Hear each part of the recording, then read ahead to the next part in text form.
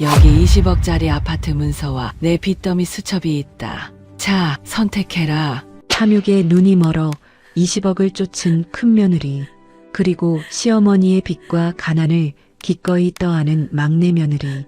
두 며느리는 꿈에도 몰랐습니다. 폐지 줍는 늙은 시어머니의 이 낡은 수첩이 두 사람의 운명을 어떻게 뒤바꿔 놓을지 말입니다. 돈은 길을 아는 사람한테만 가는 법이다. 서울 강남의 한 주상복합 아파트 쓰레기 분리수거장입니다. 새벽 공기는 차가웠고 비릿한 음식물 쓰레기 냄새가 코를 찔렀지요. 그곳에 구분 등을 한 노인, 박 여사가 있었습니다. 칠순이 넘은 나이, 해진 패딩 점퍼에 목장갑을 낀 손으로 박스를 찢어 묶고 있었지요. 그때였습니다. 또각또각 날카로운 구두 굽소리가 들려왔습니다. 아이고, 냄새나. 어머니, 제가 제발 그 거지 같은 박스 좀 줍지 마시라고 했잖아요. 큰 며느리 미란이었습니다. 백화점 신상이라는 밍크 코트를 걸치고 손에는 외제차 차키를 쥐고 있었지요. 미란은 코를 막으며 인상을 찌푸렸습니다. 경비 아저씨가 자꾸 인터폰 하잖아요. 백이호 할머니 때문에 집값 떨어진다고. 창피해서 정말 못 살겠어. 박 여사는 묵묵히 박스를 리어카에 실었습니다. 주름진 얼굴에는 아무런 표정이 없었지만 눈빛만은 형형하게 빛나고 있었지요. 미란아, 이게 다 돈이다. 땅 파봐라. 10원짜리 하나 나오나. 어머, 기가 막혀. 어머니, 지금 시대가 어느 때인데 10원 타령이에요? 제발 그 리어카 좀 치우세요. 남편 승진 심사가 코앞인데 어머니가 동네방네 소문 다 내고 다니실 거예요? 우리 시어머니가 쓰레기 줍는다고? 미라는 발로 박스 뭉치를 툭 찼습니다. 힘없이 무너지는 박스들. 박 여사는 그것을 물끄러미 바라보았지요. 같은 시각 서울 변두리의 한 재래시장. 낡은 다세대 주택 반지하 방입니다. 습기로 얼룩진 벽지, 삐걱거리는 장판. 하지만 그 좁은 부엌에서는 구수한 된장찌개 냄새가 피어오르고 있었습니다. 막내 며느리 혜진이었습니다. 혜진은 퉁퉁 부은 손으로 콩나물을 다듬고 있었지요. 남편인 성훈이 미안한 표정으로 밥상머리에 앉아 있었습니다. 여보, 미안해. 이번 달도 월급이 밀렸어. 사장님이 다음 달엔 꼭 주신다고 했는데. 혜진은 젖은 손을 앞치마에 닦으며 웃어 보였습니다. 그 웃음이 참 맑아서 오히려 더 안쓰러워 보였지요. 괜찮아요. 저도 내일부터 식당 알바 시간 늘리기로 했어요. 우리가 좀 더 아끼면 되죠. 당신 좋아하는 두부 부침 했으니까 많이 들어요. 당신한테 면목이 없다. 형수는 강남 아파트에서 떵떵거리고 사는데 나는 무능해서 당신 고생만 시키고. 그런 말 마요. 사람이 건강하면 됐지. 그리고 어머니가 요즘 통 입맛이 없으신 것 같아서 걱정이에요. 주말에 닭이라도 한 마리 삶아서 찾아뵐까 봐요. 가진 건 없어도 마음만은 넉넉한 막내 며느리. 하지만 그녀의 현실은 냉혹했습니다. 통장 잔고는 바닥을 보이고 있었고 집주인은 전세금을 올려달라고 독촉하고 있었으니까요. 며칠 뒤 박 여사가 자주 가는 단골 국밥집이었습니다. 시장통 구석에 있는 허름한 가게였지요. 박 여사는 국밥 한 그릇을 시켜놓고 주머니에서 낡은 수첩 하나를 꺼내 무언가를 적고 있었습니다. 가게 주인인 김 씨가 혀를 차며 다가왔습니다. 아이고, 박 할머니. 오늘도 폐지 줍다 오셨어? 며느리들은 뭐하고 할머니가 이 고생이요? 박 여사는 돋보기 안경 너머로 김 씨를 보며 피식 웃었습니다. 김 사장, 내 걱정 말고 자네 걱정이나 하게. 저기 앞 사거리에 대형마트 들어온다는 소문이 있던데. 예, 마트요? 에이, 설마. 여기 같은 달동네에 무슨 마트가 들어와요? 박 여사는 숟가락을 들며 나지막이 은조렸습니다. 돈 냄새는 개코보다 정확한 법이야. 사람들은 눈앞에 떡만 보지 떡시루가 엎어지는 건 못 보거든. 돈은 다리가 달려서 길을 아는 사람한테만 가는 법이다. 김 사장도 조심해. 바람이 바뀌고 있어. 김 씨는 고개를 갸웃거렸습니다. 폐지 줍는 노인의 헛소리라 치부했지만 박 여사의 눈빛은 예사롭지 않았지요. 이 말은 훗날 며느리들의 운명을 가르는 결정적인 단서가 됩니다. 일요일 오후 박 여사의 호출로 온 가족이 박 여사의 강남 아파트에 모였습니다. 말이 강남 아파트지 재개발이 멈춰 다 쓰러져가는 30년 된 붉은 벽돌 빌라였습니다. 거실에는 곰팡이 냄새가 퀴퀴하게 배어 있었지요. 큰아들 명식과 며느리 미라는 소파에 앉지도 않고 서성거렸습니다. 반면 막내 아들 성훈과 며느리 혜진은 바닥에 앉아 박 여사의 다리를 주무르고 있었지요. 박 여사가 입을 열었습니다. 목소리가 평소보다 더 가라앉아 있었습니다. 다들 모였느냐? 내가 오늘 너희를 부른 건 할 말이 있어서다. 미란이 눈을 반짝였습니다. 혹시나 숨겨둔 땅이라도 주시려는 걸까 기대에 찬 눈빛이었지요. 하지만 박 여사의 입에서 나온 말은 충격적이었습니다. 내가 파산했다. 정적이 흘렀습니다. 파산이라니. 평생 시장통에서 생선 팔고 폐지 주어 삼남매 키운 억척 노인이 아니던가요? 큰 며느리 미란이 비명처럼 소리쳤습니다. 파산이라니요? 어머니, 그게 무슨 말씀이세요? 아니, 그동안 모으신 돈은 다 어쩌고요? 사기를 당했다. 믿었던 개주가 갯돈을 들고 날랐어. 남은 건 빚뿐이다. 지금 사는 이 빌라도 곧 경매로 넘어갈 게다. 박 여사는 품에서 구겨진 종이 뭉치를 꺼내 놓았습니다. 빨간 딱지가 붙은 독촉장들이었지요. 미란의 얼굴이 하얗게 질렸습니다. 큰아들 명식은 고개를 푹 숙인 채 한숨만 내쉬었지요. 어머니, 그럼 이제 어쩌실 거예요? 당장 갈 곳은 있으세요? 막내 며느리 혜진이 떨리는 목소리로 물었습니다. 박 여사는 깊은 한숨을 내쉬며 자식들을 둘러보았습니다. 그래서 말인데 내가 몸도 성치 않고 빚쟁이들 피해 숨어 지내야 할 것 같구나. 너희 형제 중에 누가 나를 좀 맡아다오. 미라는 남편 명식의 옆구리를 세게 꼬집었습니다. 절대 안 된다는 신호였지요. 명식은 우물쭈물하며 입을 뗐습니다. 어머니 저희가 지금 집이 좀 좁아서요. 그리고 아이들 교육 때문에 예민한 시기라. 집이 좁아? 40평 아파트가 좁다는 게냐?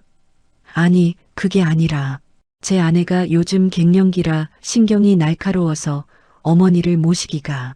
미란이 재빨리 끼어들었습니다. 어머니, 죄송해요. 제가 요즘 우울증 약을 먹고 있어서요. 어머니까지 오시면 제가 모실 자신이 없어요. 요양원을 알아보시는 게 어떨까요? 시설 좋은 곳으로 알아봐 드릴게요. 물론 비용은 막내네랑 반반씩 하고요. 박 여사의 시선이 막내 쪽으로 향했습니다. 성우는 고개를 들지 못했습니다. 반지하 단칸방에 어머니를 모시는 건 불효라 생각했기 때문이죠. 그때 혜진이 조용히 손을 들었습니다. 어머니, 저희 집으로 가세요. 여보. 성훈이 놀라 혜진을 쳐다보았습니다. 미란의 입가에는 회심의 미소가 번졌지요. 하지만 저희 집이 많이 좁아요. 반지하라서 햇빛도 잘 안 들고. 그래도 괜찮으시다면 제가 모실게요. 빚쟁이들이 찾아오면 제가 막아드릴게요. 어머님 혼자 있게 할 순 없어요. 혜진의 눈에는 진심이 담겨 있었습니다. 박 여사는 그 눈을 가만히 들여다보았지요. 사실 이건 박 여사의 첫 번째 시험이었습니다. 박 여사는 품에서 또 다른 서류 봉투 2개를 꺼냈습니다. 하나는 두툼하고 하나는 얇은 봉투였습니다. 분위기가 다시 한번 반전되었지요. 그래, 막내가 나를 맡겠다니 고맙구나. 하지만 빈손으로 갈 수는 없는 노릇이지. 내 마지막 남은 재산을 정리했다. 미란의 눈이 다시 커졌습니다. 마지막 남은 재산이라는 말에 귀가 번쩍 뜨인 것이죠. 여기 2가지 선택지가 있다. 잘 듣고 결정해라.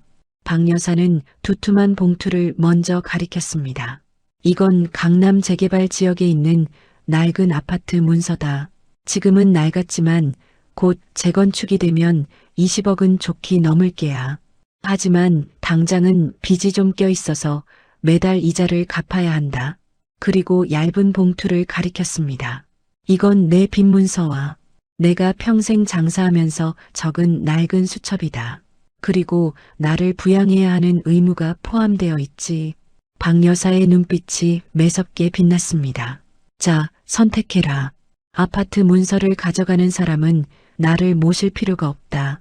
대신 수첩을 가져가는 사람은 내 빚을 갚고 나를 죽을 때까지 모셔야 한다. 그야말로 극과 극의 선택이었습니다.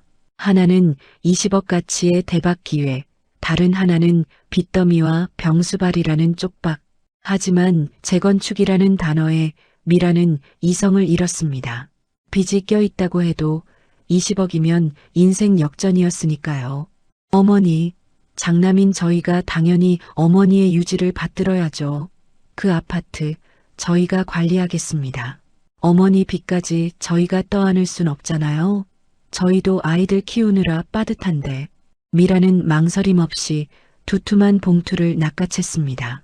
마치 누가 뺏어가기라도 할까봐 품에 꼭 안았지요. 여보, 당신도 동의하지? 우리 장남이잖아. 집안의 기둥이 재산을 지켜야지. 명식은 찜찜한 표정이었지만 아내의 기세에 눌려 고개를 끄덕였습니다. 박 여사는 씁쓸한 표정으로 얇은 봉투를 막내 쪽으로 밀었습니다. 그럼 막내 너희가 이걸 가져가겠느냐? 성훈이 혜진의 소매를 잡았습니다. 여보, 이건 아니야. 어머니 빚이 얼마인지도 모르는데 우리가 어떻게 감당해? 성훈의 눈에는 두려움이 가득했습니다. 가뜩이나 힘든 살림의 빚까지 얹어지면 정말 끝장이라는 생각이었지요. 하지만 혜진의 생각은 달랐습니다. 그녀에게 중요한 건 수첩이나 빚이 아니었습니다. 홀로 남겨질 시어머니에 대한 연민, 그리고 사람으로서의 도리였습니다. 혜진은 잠시 눈을 감았습니다. 친정어머니가 돌아가시기 전 남긴 말이 떠올랐습니다.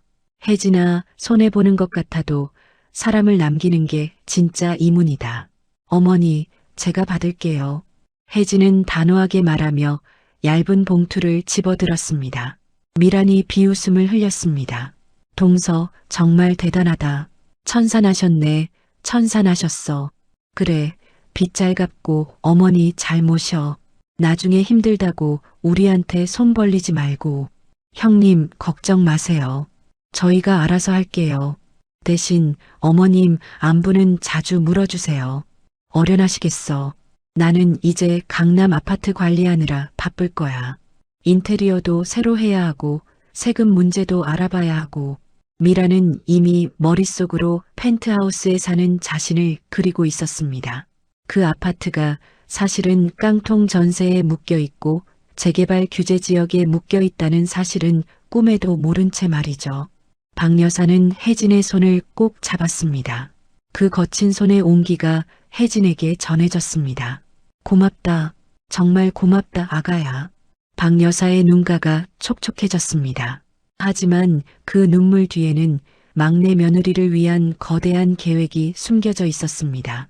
그 낡은 수첩이 강남 아파트 열채와도 바꿀 수 없는 돈의 지도라는 것을 아는 사람은 오직 박 여사뿐이었지요. 이사 날이 되었습니다. 미라는 이삿짐 센터 직원들에게 호통을 치며 박 여사가 준 문서의 아파트로 입주했습니다. 하지만 막상 도착한 아파트는 그녀의 상상과는 달랐습니다. 재건축 예정이라지만 녹물이 나오고 벽에 금이 간 30년 된 복도식 아파트였지요. 아니, 이게 뭐야? 왜 이렇게 낡았어? 부동산 중개인이 혀를 차며 지나갔습니다. 아이고, 여기 재건축 조합 설립 인가가 취소됐다는 소문 못 들으셨나? 당분간 재건축 힘들 텐데. 대출 이자만 해도 얼만데 여기를 덜컥 들어오셨소? 미란의 등골이 서늘해졌습니다. 하지만 그녀는 애써 부정했지요. 아냐, 어머니가 20억 간다고 했어. 조금만 버티면 돼. 그래, 버티면 이기는 거야. 그녀는 명품 가방을 낡은 장판 위에 던져놓으며 스스로에게 최면을 걸었습니다. 반면 혜진의 반지하방, 박 여사의 짐은 단출했습니다. 이불 보따리 하나와 낡은 괴짝 하나. 방은 셋이 눕기엔 비좁았지만 혜진은 묵묵히 자리를 마련했습니다. 어머니, 불편하시죠? 저희가 돈 좀 모아서 얼른 지상으로 이사 갈게요. 박 여사는 좁은 방구석에 앉아 괴짝을 쓰다듬었습니다. 아니다. 땅에 가까울수록 기운을 받는 법이다. 혜진아, 그 수첩 한번 펴보거라. 혜진은 떨리는 손으로 낡은 수첩을 펼쳤습니다. 그곳에는 꼬부랑 글씨로 알 수 없는 숫자들과 메모들이 적혀 있었습니다. 1998년 금 모으기, 2008년 달러, 콩나물 500원, 사람 심리. 어머니, 이게 뭐예요? 내가 평생 장사하며 깨우친 돈의 길이다. 이제부터 내가 너한테 장사를 가르쳐 주마. 그날부터 기묘한 동거와 수업이 시작되었습니다. 박 여사는 새벽 4시만 되면 혜진을 깨웠습니다. 일어나라. 돈 벌러 가야지. 혜진은 졸린 눈을 비비며 박 여사를 따라 나섰습니다. 그들이 향한 곳은 폐지 줍는 골목이 아니라 서울 최대의 농수산물 도매시장이었습니다. 물건을 보지 말고 사람을 봐라. 저 상인들의 눈빛, 물건을 나르는 속도, 경매사의 목소리 톤. 거기에 돈이 흐른다. 혜진에게는 생경한 풍경이었지만 박 여사의 눈은 매처럼 날카롭게 빛나고 있었습니다. 그것은 더 이상 힘없는 노인의 눈이 아니었습니다. 시장의 한 구석, 콩나물 도매상 앞. 박 여사가 혜진에게 미션을 주었습니다. 이 콩나물 한 박스, 오늘 안에 다 팔아봐라. 단 100원도 깎아주면 안 된다. 혜진은 난감했습니다. 어머니, 저 장사 한 번도 안 해봤는데요. 입이 아니라 마음으로 파는 거다. 내 진심을 보여줘. 혜진은 좌판을 깔고 앉았습니다. 싱싱한 콩나물 사세요. 목소리는 기어들어갔고 행인들은 거들떠보지도 않았지요.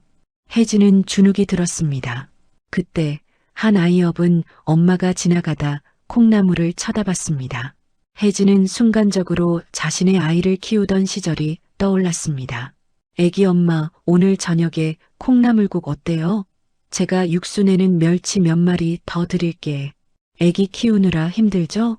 이거 먹고 힘내요. 혜진의 진심 어린 위로에 아이 엄마의 표정이 풀렸습니다. 어머, 고마워요. 언니 인상이 참 좋으시네요. 2봉지 주세요. 박 여사는 멀리서 그 모습을 지켜보며 고개를 끄덕였습니다. 그래, 장사는 기술이 아니라 마음을 사는 것이다. 저녁이 되자 콩나물 박스는 텅 비었습니다. 혜진은 뿌듯한 얼굴로 빈 박스를 들고 돌아왔지요. 어머니, 다 팔았어요. 박 여사는 처음으로 혜진에게 따뜻한 미소를 보여주었습니다. 잘했다. 이제 시작이다. 내일은 2박스다. 그날 밤 혜진은 박 여사의 어깨를 주물러 드렸습니다. 두 사람 사이에 끈끈한 유대감이 싹트기 시작했습니다. 그것은 고부관계를 넘어선 인생의 스승과 제자의 관계였지요. 혜진의 장사 수완은 날이 갈수록 늘었습니다. 박 여사의 수첩에 적힌 비법들은 실전에서 기가 막히게 맞아떨어졌지요. 비 오는 날은 부침개 재료를 맨 앞에 둬라. 손님이 뜸한 시간에는 덤을 주지 말고 말동무를 해줘라. 물건이 아니라 저녁 메뉴를 팔아라. 혜진은 콩나물만 파는 게 아니라 콩나물 불고기 레시피를 적은 쪽지를 함께 주었습니다. 오늘 저녁 고민되시죠? 이거 하나면 남편 밥 2공기 뚝딱이에요. 시장의 아줌마들 사이에서 반지하 콩나물댁 소문이 나기 시작했습니다. 단돈 500원짜리 콩나물이 날개 돋친 듯 팔려나갔습니다. 반면 미란의 상황은 점점 꼬여만 갔습니다. 아파트 관리비는 50만 원이 넘게 나왔고 대출 이자율은 변동금리로 올라 7%를 찍었습니다. 아니, 무슨 관리비가 이렇게 비싸? 그리고 이놈의 은행은 왜 자꾸 이자를 올리는 거야? 미라는 명품 가방 하나를 중고 장터에 내놨습니다. 하지만 헐값에 후려치는 구매자들과 실랑이하며 자존심만 상했지요. 이게 얼마짜린데 100만 원에 달래? 안 팔아. 그녀는 스트레스를 풀기 위해 백화점 VIP 라운지에 갔지만 카드가 정지되었다는 말에 망신만 당하고 쫓겨났습니다. 혜진은 모은 돈으로 시장 구석에 작은 점포를 하나 얻었습니다. 간판 이름은 혜진네 반찬. 박 여사의 비법 양념으로 만든 콩나물 무침, 깻잎지, 멸치볶음이 주력 상품이었습니다. 개업 첫날 박 여사는 혜진에게 또 하나의 비법을 전수했습니다. 가게 문은 항상 활짝 열어둬라. 그리고 지나가는 사람들에게 냄새를 팔아라. 박 여사의 말대로 혜진은 가게 앞에서 전을 부쳤습니다.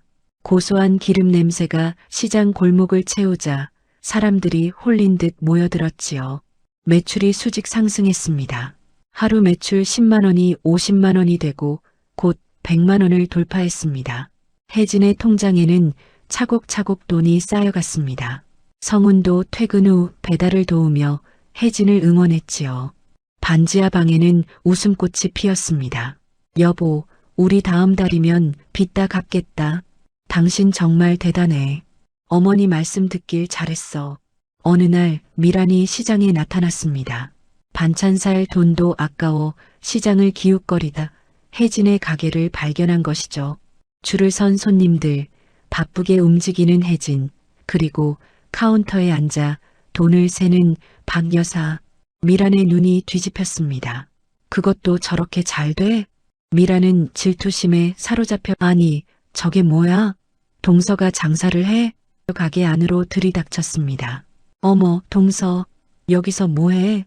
꼴이 이게 뭐야? 시장 바닥에서 생선 비린내 풍기며 사니까 좋아? 혜진은 당황했지만 웃으며 맞이했습니다. 형님 오셨어요? 반찬 좀 드릴까요? 됐어. 누가 이런 싸구려를 먹는다고. 어머니, 여기서 이러고 계세요? 제가 준 용돈은 다 어쩌시고? 박 여사는 돈을 세던 손을 멈추고 미란을 쳐다보았습니다. 내가 준 용돈? 지난달에 끊지 않았더냐? 아파트 관리비 낸다고. 주변 손님들이 수군거렸습니다. 저 여자 뭐야? 며느리 같은데 시어머니한테 말버릇 좀 봐. 미란은 얼굴이 빨개져서 도망치듯 가게를 빠져나갔습니다. 하지만 그녀의 가슴 속에는 시꺼먼 질투의 불길이 타오르고 있었지요. 저 돈 원래 다 내 거였어야 해. 내가 장남 며느리인데. 미란은 부동산에 들렀습니다. 사장님, 우리 아파트 지금 팔면 얼마예요? 중개인은 한숨을 쉬며 말했습니다. 사모님, 지금 내놓으면 15억도 못 받아요. 게다가 세금 떼고 대출 갚으면 손에 쥐는 건 2억도 안 될 텐데 20억이라던 아파트가 15억으로 그마저도 빚 갚으면 남는 게 없다니. 미라는 다리에 힘이 풀려 주저앉았습니다. 그때 그녀의 눈에 들어온 것은 길 건너편에 붙은 현수막이었습니다. GTX 역사 확정, 역세권 상가 분양, 월 수익 500만 원 보장. 미란의 눈이 탐욕스럽게 번뜩였습니다. 그래, 이거야. 이걸로 한 방에 만회하면 돼. 어머니가 숨겨둔 돈이 분명 더 있을 거야. 박 여사는 밤마다 수첩에 혜진의 매출을 기록했습니다. 그리고 그 뒷장에는 아무도 모르는 다른 기록들을 남기고 있었지요. 큰 며느리 탐욕, 인내심 부족, 파멸의 길로 가는 중, 막내 며느리 성실, 나눔, 돈의 그릇이 커지고 있음. 박 여사는 혜진을 불렀습니다. 혜진아, 이제 반찬 가게는 좁다. 더 큰 물로 가야 해. 네, 더 큰 물이요? 요즘 젊은 사람들은 시장에 안 온다. 인터넷으로 시켜 먹지. 온라인 판매를 시작해보자. 인터넷이요? 제가 그런 걸 어떻게 해? 배우면 된다. 내가 도와주마. 박 여사는 낡은 스마트폰을 꺼내 무언가를 보여주었습니다. 놀랍게도 그것은 최신 유행하는 밀키트 사업 계획서였습니다. 혜진은 입을 다물지 못했습니다. 어머니, 도대체 정체가 뭐예요? 사건은 혜진의 온라인 스토어가 대박을 터뜨리며 시작되었습니다. 박 여사의 기획력과 혜진의 손맛이 합쳐진 할매표 묵은지찜 밀키트가 SNS에서 입소문을 탄 것이죠. 주문 알림 소리가 쉴 새 없이 울렸습니다. 띵동, 주문이 들어왔습니다. 혜진은 작은 반지하 방을 창고 겸 작업실로 개조했습니다. 택배 상자가 1000장까지 쌓였고 월 매출은 3천만 원을 훌쩍 넘겼지요. 혜진은 생애 처음으로 세금 계산서라는 것을 끊어보았습니다. 어머니, 우리 진짜 부자 되나 봐요. 반면 미라는 지옥을 맛보고 있었습니다. GTX 상가 분양에 당첨되기 위해 살고 있던 아파트를 담보로 제2금융권 대출까지 끌어다 썼습니다. 여보, 이거 되면 월세만 500이야. 당신 회사 때려치워도 돼. 명식은 불안해했지만 미란의 확신에 찬 목소리에 또 넘어가고 말았지요. 하지만 계약금을 입금하고 며칠 뒤 뉴스가 터졌습니다. 수도권 기획 부동산 사기 일당 검거, GTX 역사 예정지 가짜 도면으로 수백억 가로채, TV 화면에 나온 사기꾼의 얼굴은 미란이 계약한 분양사무소 소장이었습니다. 아, 내 돈 내놔. 미란은 분양사무소 앞에서 울부짖었지만 문은 굳게 닫혀 있었습니다. 이미 늦었지요. 아파트 담보대출금은 고스란히 빚으로 남았고 이제는 이자를 갚지 못해 아파트마저 경매로 넘어갈 위기에 처했습니다. 명식은 머리를 감싸쥐었습니다. 내가 말렸잖아. 이제 우리 어떡해? 길바닥에 나앉게 생겼어. 절망에 빠진 미란의 눈에 혜진의 성공 소식이 들려왔습니다. 동창회 단톡방에 올라온 글. 야, 너네 그거 알아? 박혜진 걔 온라인 쇼핑몰 대박났대. 이번에 TV에도 나온다던데? 미란의 눈이 붉게 충혈되었습니다. 내가 망했는데 내가 감히 성공을 해? 그 돈 원래 내 어머니 돈으로 시작한 거잖아. 내 거야. 다 내 거라고. 미라는 악마의 유혹에 빠져들었습니다. 혜진을 무너뜨리고 그 사업권을 뺏어오겠다는 끔찍한 계획을 세운 것이죠. 미라는 혜진의 가게에 위생불량 민원을 넣기 시작했습니다. 구청 위생과 식약처, 심지어 인터넷 커뮤니티에까지 악성 루머를 퍼뜨렸지요. 혜진네 반찬 썩은 재료 쓴다더라. 반지하 곰팡이 핀 곳에서 음식 만든다. 주인이 전과자라더라. 익명성을 무기로 한 공격은 치명적이었습니다. 잘 나가던 주문이 뚝 끊기고 환불 요청이 쇄도했습니다. 어느 날 오후 구청 단속반이 들이닥쳤습니다. 민원이 들어와서 나왔습니다. 위생 점검하겠습니다. 혜진은 억울함을 호소했습니다. 저희는 정말 깨끗하게 해요. 매일 소독도 하고요. 하지만 단속반원은 냉정했습니다. 반지하 작업장은 습기 때문에 식품 제조 허가가 취소될 수 있습니다. 일단 영업정지 처분 내립니다. 가게 문에 붙은 영업정지 딱지. 혜진은 그 자리에 주저앉아 하염없이 눈물을 흘렸습니다. 성훈이 혜진을 안고 달랬지만 혜진의 귀에는 아무것도 들리지 않았지요. 그때 미란이 나타났습니다. 겉으로는 걱정하는 척, 속으로는 비웃음을 감춘 채였지요. 동서, 내가 이럴 줄 알았어. 경험도 없는 애가 설치니까 탈이 나지. 이참에 그냥 가게 정리해. 내가 아는 분이 브랜드 인수하고 싶어 하던데 헐값에라도 넘겨. 빚이라도 갚아야지. 미라는 혜진을 벼랑 끝으로 몰아넣고 사업권을 헐값에 가로채려 했습니다. 그 돈으로 자신의 빚을 막으려는 속셈이었지요. 혜진은 흔들렸습니다. 정말 내가 욕심을 부린 걸까? 그냥 형님 말대로 넘기고 빚이나 갚을까? 박 여사는 방구석에서 이 모든 상황을 지켜보고 있었습니다. 하지만 나서지 않았습니다. 이것 또한 혜진이 넘어야 할 마지막 고비였기 때문입니다. 일어서라, 혜진아. 억울하면 증명해라. 장사꾼은 혀가 아니라 결과로 말하는 법이다. 밤이 깊었습니다. 혜진은 잠든 아이와 남편을 두고 가게로 나왔습니다.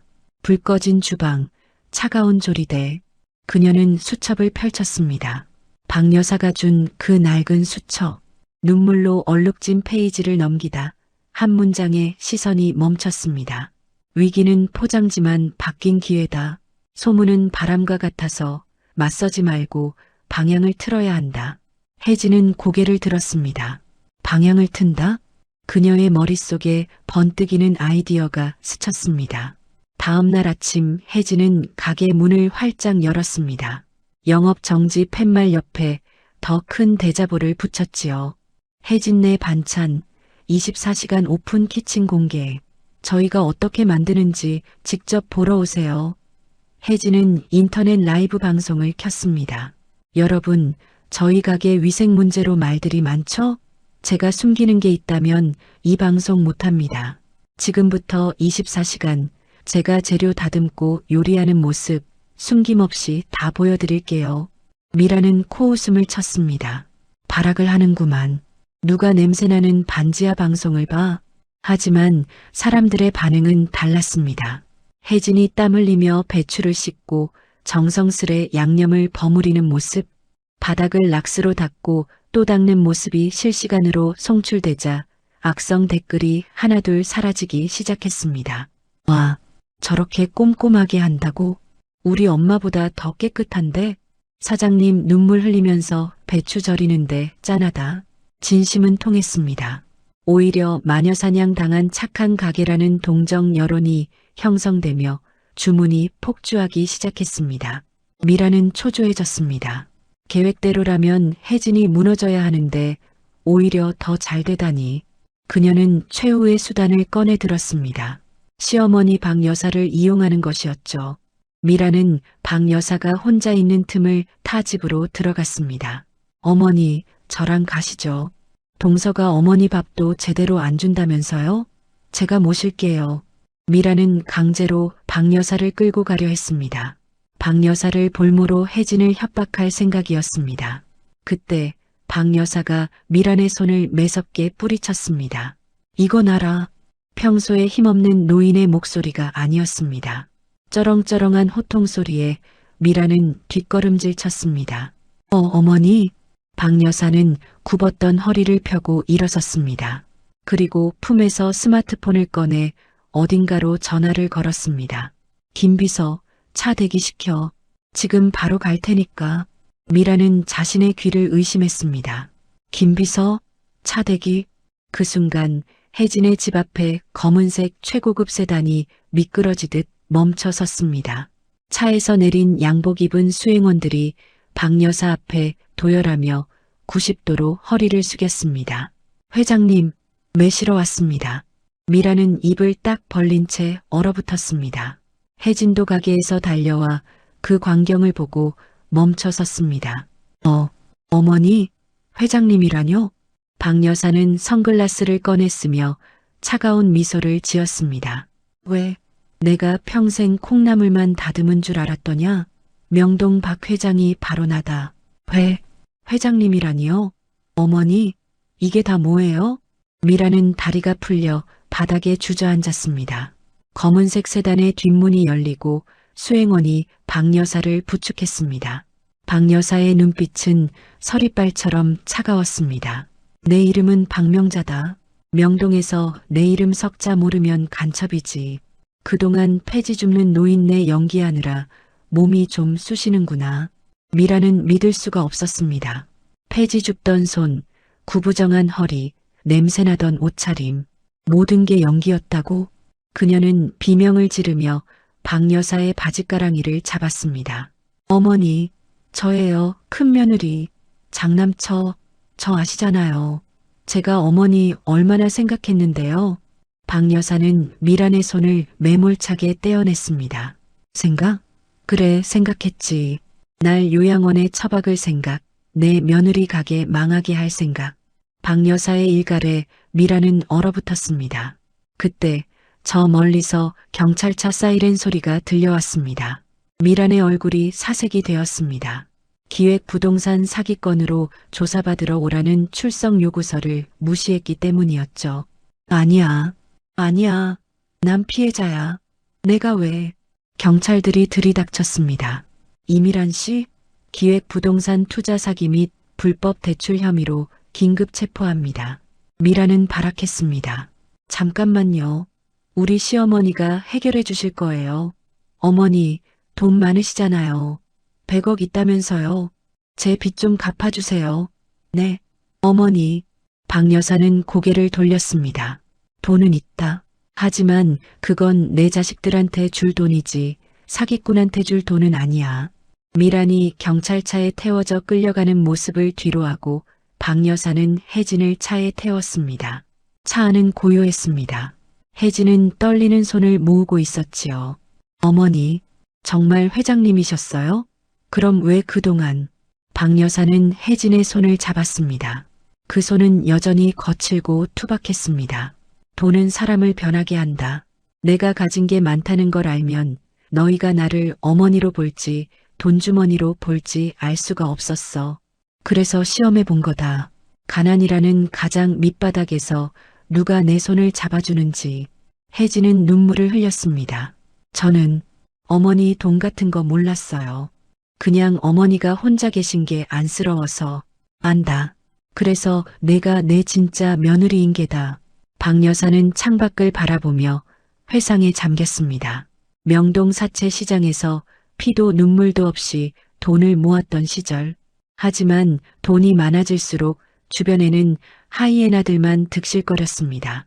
자식들마저 돈 때문에 싸우는 꼴을 보며 박 여사는 결심했던 것입니다. 진짜 부자를 만들어주자. 돈을 지킬 줄 아는 그릇을 가진 놈에게. 차가 멈춘 곳은 강남의 한 초고층 빌딩 앞이었습니다. 명자홀딩스, 박 여사의 평생이 담긴 회사였습니다. 내려라. 이제 여기가 내 일터가 될 거다. 회장실에 들어선 박 여사는 금고를 열었습니다. 그리고 혜진에게 주었던 그 낡은 수첩을 다시 달라고 했습니다. 이 수첩 말이다. 그냥 장사 비번만 적혀 있는 게 아니다. 박 여사는 수첩의 가장 뒷장을 찢어냈습니다. 거기에는 놀랍게도 스위스 비밀 계좌 번호와 도장이 찍혀 있었습니다. 이 수첩을 끝까지 읽고 실천한 사람만이 이 계좌를 볼 자격이 있다. 내가 새벽 시장을 돌고 콩나물을 팔고 온라인까지 진출하는 걸 다 지켜봤다. 너는 이미 이 돈을 감당할 그릇이 되었다. 혜진은 고개를 저었습니다. 어머니, 저 이런 큰 돈 못 받아요. 무서워요. 무서워할 것 없다. 이건 내가 흘린 땀의 대가다. 그리고 내 형님 목까지 내가 짊어져야 할 짐이기도 하고. 박 여사의 눈빛이 슬프게 빛났습니다. 비록 미란이 밉지만 그래도 자식이었습니다. 하지만 박 여사의 방식은 냉정했습니다. 고기를 잡아주는 게 아니라 잡는 법을 가르친다. 설령 그 과정이 고통스러울지라도. 몇 달 후 법정. 미라는 징역형을 선고받았습니다. 하지만 더 무서운 건 남아있는 빚더미였습니다. 아파트는 경매로 넘어갔고 사채업자들은 출소 날만 기다리고 있었지요. 면회실. 박 여사와 혜진이 찾아왔습니다. 미라는 죄수복을 입고 초췌한 몰골로 앉아 있었습니다. 어머니, 혜진아, 나 좀 살려줘. 나 나가면 갈 데도 없어. 박 여사는 서류 한 장을 내밀었습니다. 그것은 미란이 그토록 탐냈던 강남 아파트의 등기부 등본이었습니다. 자세히 보니 소유권자가 신탁으로 되어 있었습니다. 이 아파트, 내가 너한테 줄 때부터 내 명의가 아니었다. 재단에 기부하기로 약속된 집이었어. 내가 욕심 부리지 않고 그냥 살았으면 평생 살게 해줬을 텐데. 내가 그걸 담보로 사채를 쓰는 바람에 재단에서도 쫓겨난 거다. 미라는 땅을 치며 통곡했습니다. 아이고, 내가 미쳤지. 그 좋은 집을 두고. 박 여사는 혜진을 가리켰습니다. 이제 이 집안의 모든 권한은 혜진이한테 넘겼다. 내 생사여 탈권도 혜진이가 쥐고 있어. 혜진은 미란을 똑바로 쳐다보았습니다. 예전에 주눅든 막내 며느리가 아니었습니다. 명자홀딩스의 대표이사 명함이 그녀의 손에 들려 있었지요. 형님, 출소하시면 갈 곳 없으시죠? 혜진의 목소리는 차분했습니다.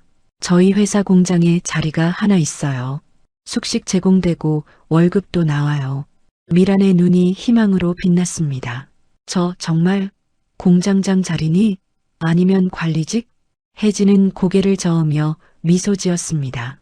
아니요. 콩나물 세척하고 포장하는 일이에요. 반지하 공장에서. 미란의 얼굴이 일그러졌습니다. 뭐, 나보고 콩나물이나 씻으라고?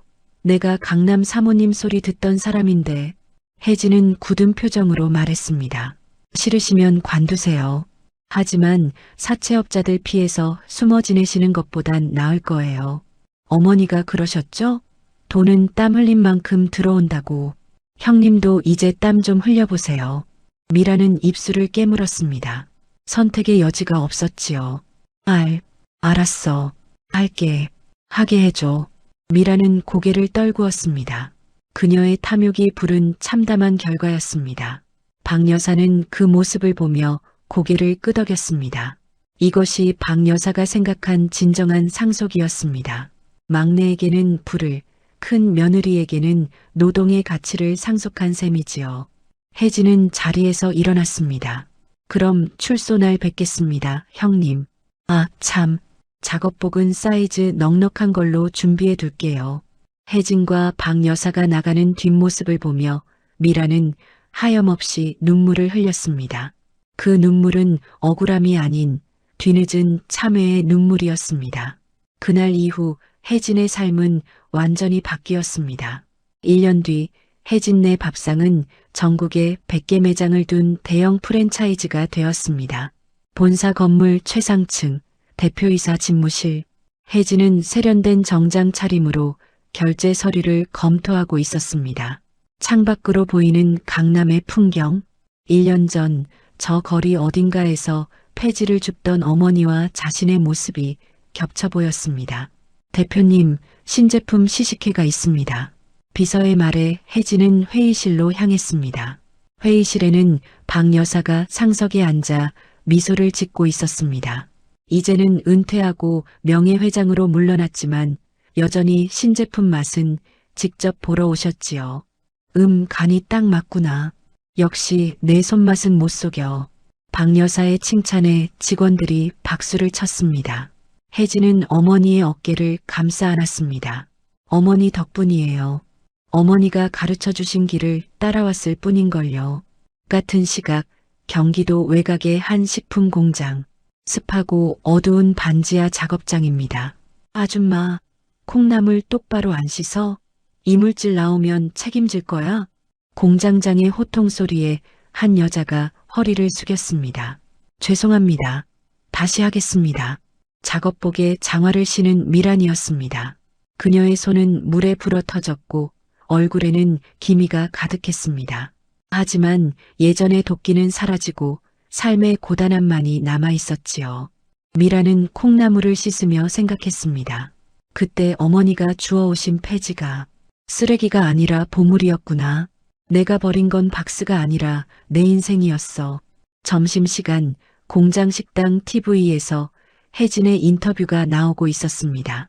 성공 신화의 주인공 박혜진 대표, 시어머니의 낡은 수첩 하나로 100억 매출 달성.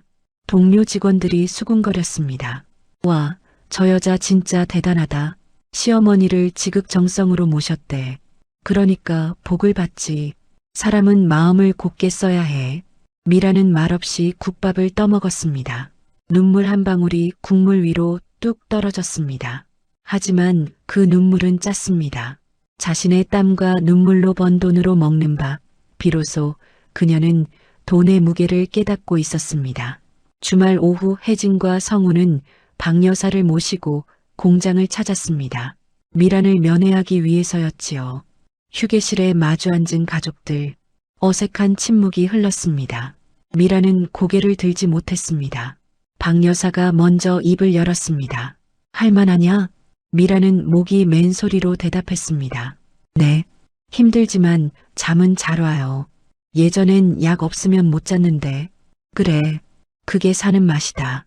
땀 흘리고 자는 잠이 보약이지. 혜진이 준비해온 도시락을 꺼냈습니다. 형님, 이거 드세요. 제가 직접 만든 반찬이에요. 미라는 떨리는 손으로 도시락을 받았습니다. 고마워. 동서, 아니, 대표님. 그냥 동서라고 하세요. 가족이잖아요. 미라는 도시락을 먹으며 펑펑 울었습니다. 예전에는 거들떠보지도 않던 멸치볶음, 콩나물 무침이 세상에서 제일 맛있었습니다. 그 모습을 보며 박 여사도 눈시울을 붉혔습니다. 비록 늦었지만 큰 며느리도 이제야 사람 구실을 하게 된 것 같아서요. 돌아오는 차 안에서 박 여사가 말했습니다. 옛말에 자식 농사가 제일 어렵다더니 내가 이제야 수확을 하는구나. 하나는 큰 나무로 키웠고 하나는 이제야 싹을 틔웠으니. 혜진은 박 여사의 손을 꼭 잡았습니다. 어머니, 오래오래 사세요. 저 아직 배울 게 많아요. 뭐냐? 내 수첩 뒤에 아직 안 보여준 비법이 10장은 더 남았다. 다 배우려면 100살까지는 살아야겠다. 차 안에는 따뜻한 웃음소리가 가득 찼습니다. 세월이 흘러 박 여사의 구순 잔칫날. 호텔 연회장이 아닌 박 여사가 처음 장사를 시작했던 시장 국밥집을 통째로 빌렸습니다. 하객은 유명 인사들이 아닌 시장 상인들과 동네 이웃들이었지요. 미란도 휴가를 내고 참석했습니다. 작업복 대신 깔끔한 옷을 입고 혜진 옆에서 손님을 맞았습니다. 박 여사는 마이크를 잡았습니다. 여러분, 저는 평생 돈을 쫓아다녔습니다. 하지만 결국 남는 건 돈이 아니라 사람이더군요. 제 며느리들이 그걸 증명해줬습니다. 박 여사는 두 며느리를 양옆에 세웠습니다. 이 아이는 내 부를 이어받았고 이 아이는 내 노동을 이어받았습니다. 둘 다 내 소중한 자식들입니다. 사람들의 박수갈채가 쏟아졌습니다. 미란도 혜진도 박 여사도 모두 환하게 웃고 있었습니다. 잔치가 끝나고 집으로 돌아가는 길, 박 여사는 혜진에게 낡은 수첩을 다시 건넸습니다. 이제 이건 내가 채워나가거라. 내 자식들에게 물려줄 길을 적어라. 혜진은 수첩을 가슴에 품었습니다. 밤하늘의 별이 유난히 밝게 빛나고 있었습니다. 돈은 길을 아는 자에게 가지만 그 길을 만드는 것은 결국 사람의 마음이라는 것을 혜진은 이제야 온전히 깨달았습니다. 그녀의 이야기는 여기까지입니다. 어머니의 낡은 수첩, 그것은 단순한 장부가 아니라 인생의 나침반이었습니다. 오늘 이야기 마음에 깊은 울림이 있으셨는지요? 겉모습만 보고 판단했던 어리석음, 그리고 진심으로 다가갔을 때 얻게 되는 진짜 보물. 우리 삶에도 어딘가 숨겨진 낡은 수첩이 있지 않을까요? 구독과 좋아요로 소중한 인연이 이어졌으면 합니다. 여러분의 따뜻한 마음에 가슴 뭉클한 사연으로 정성껏 보답하겠습니다. 지금 어느 지역에서 함께하고 계신지 편하게 댓글로 말씀 주시면 감사한 마음 담아 반갑게 인사 올리겠습니다. 댁내에 늘 평안이 깃들길 바라며 지금까지 그날의 사연 이야기였습니다. 감사합니다.